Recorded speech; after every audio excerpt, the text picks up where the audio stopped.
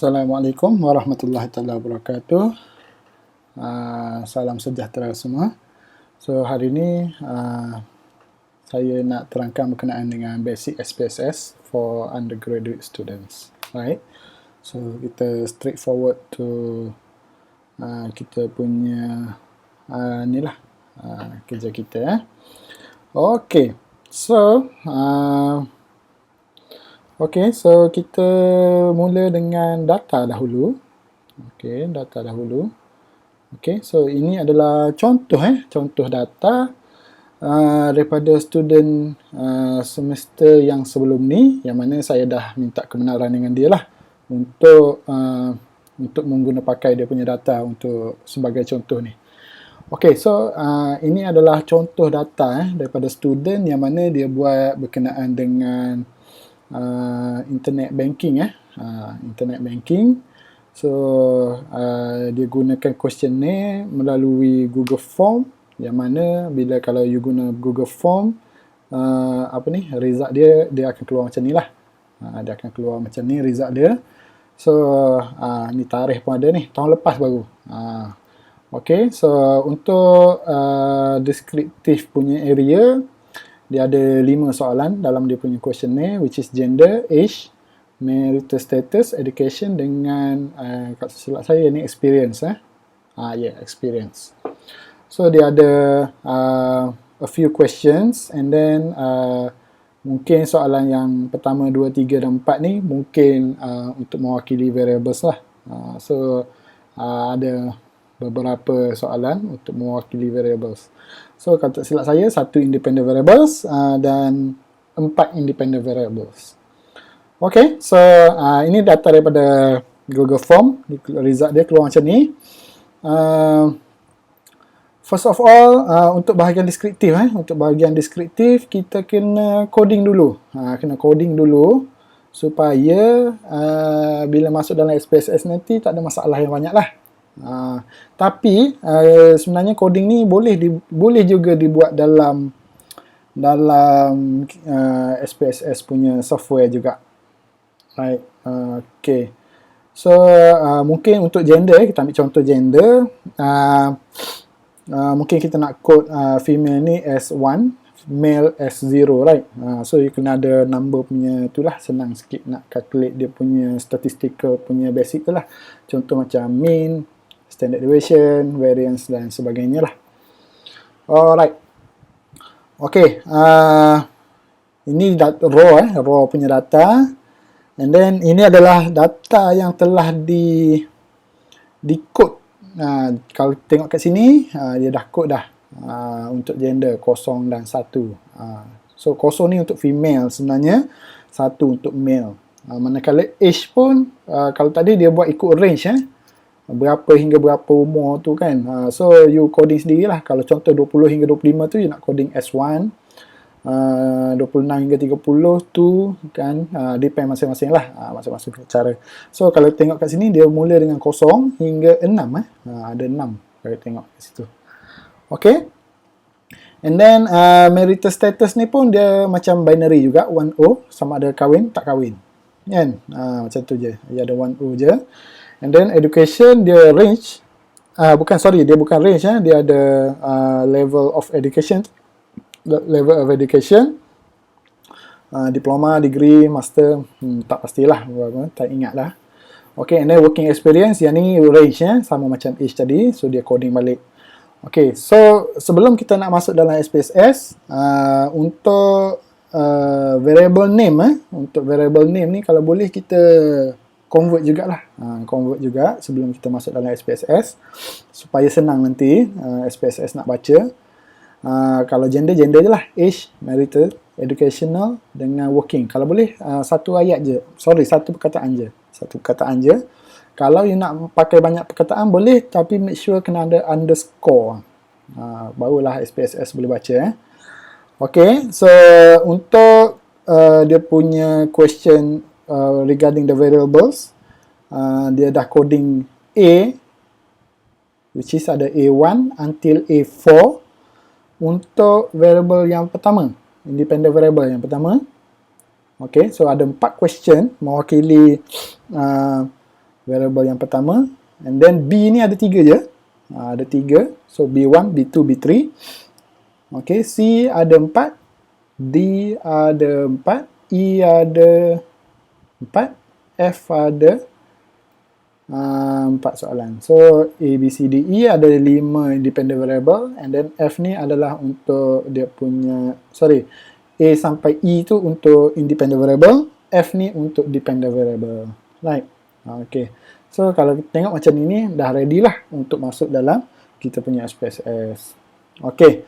So untuk SPSS, make sure you ada install SPSS dahululah dalam you punya laptop.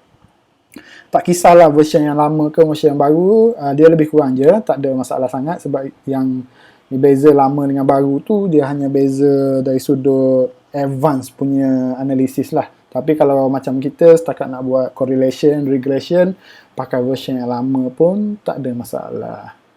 Okay, so now kita copy dulu data kita. Copy.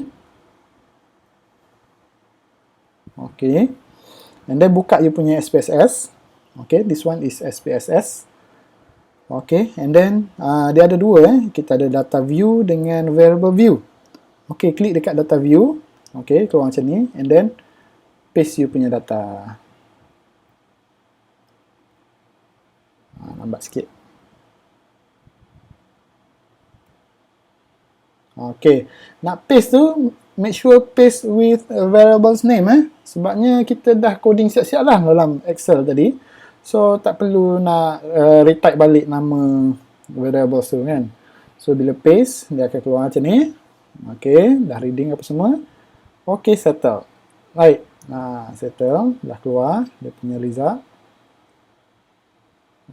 Okay, so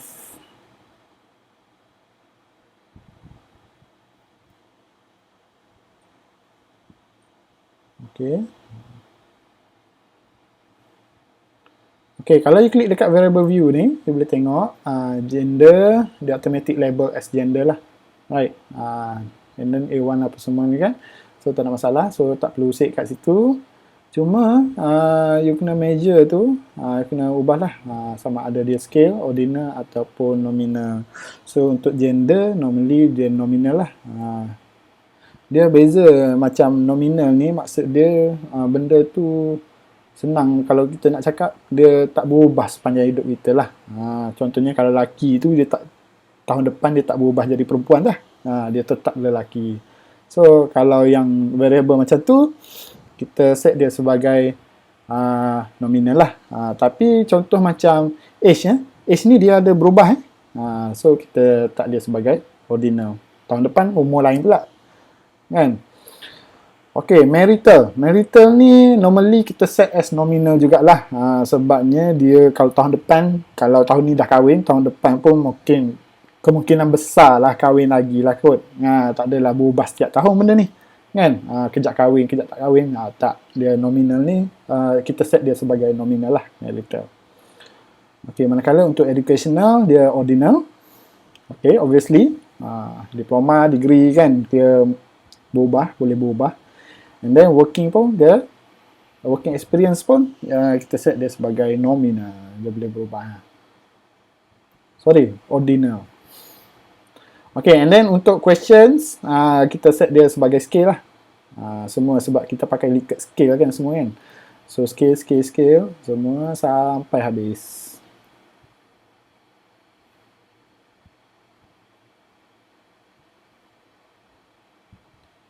Scale.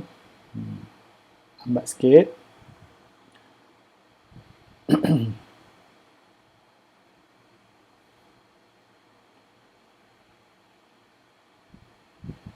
Okay. So, jangan tengok sangat muka saya lama-lama tu. Tengok dekat skrin je. Abaikan saya, tak apa. Okay, sikit lagi.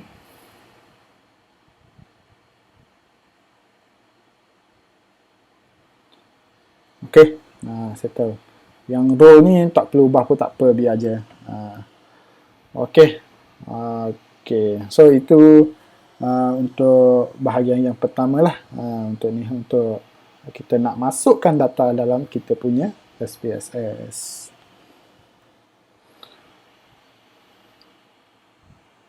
Okey, kita sambung bahagian yang kedua, iaitu kita nak run analisis lah.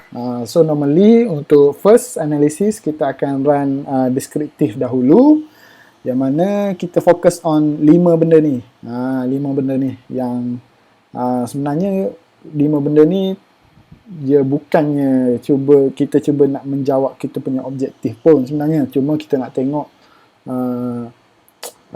responden kita tu macam mana dia punya dia punya deskriptif dia lah. Kita nak tengok laki ramai mana, perempuan ramai mana, umur banyak mana yang jawab kita punya soalan. Kadang-kadang benda ni pun penting jugalah, kita kena tahu sikit-sikit lah. Alright, so so kita akan run one by one. Okay, first klik dekat analyze kat atas tu, analyze, and then descriptive statistik obviously lah nama dia tu. So nak pilih frekuensi pun boleh, deskriptif pun boleh. Okay, pakai frekuensi lah, dia lebih inilah, lebih advance sedikit berbanding deskriptif. So masukkan semua.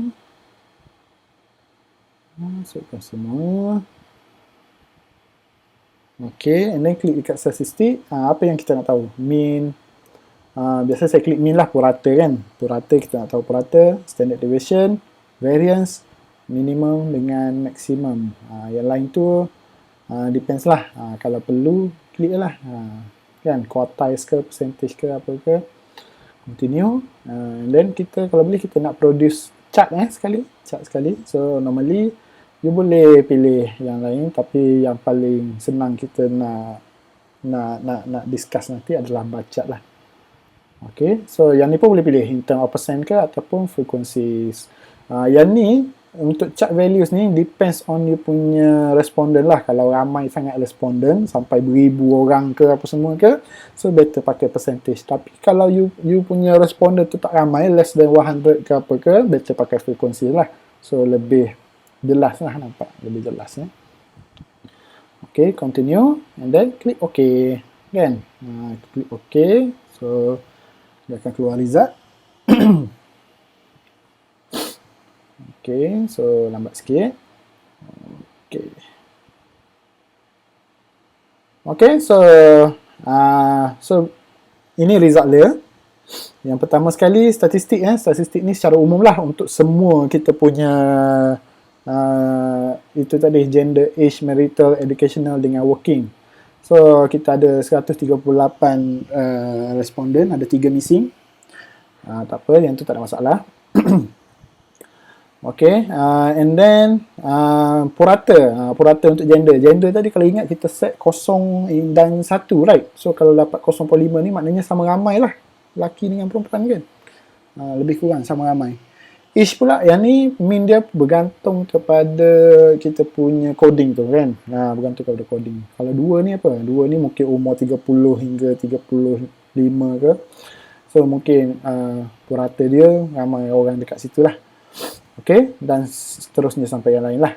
Okay, and then kalau kita tengok minimum dengan maksimum ni, so yang ni obviously sebab dia binary 0, 1, so obviously minimum 0, maksimum 1, right, dan yang lain lah. Okay, so kalau kita tengok untuk educational ni, minimum dia 0, maksimum dia 4, tapi dalam questionnaire mungkin ada 5, right, sijil, diploma, degree, master, PhD kot. Kan, kalau you punya responden tu tak ada PhD, maknanya tak ada lah orang jawabnya 5 tu. So mungkin you punya range dia minimum 0, maksimum 4 kan. Macam tu lebih kurang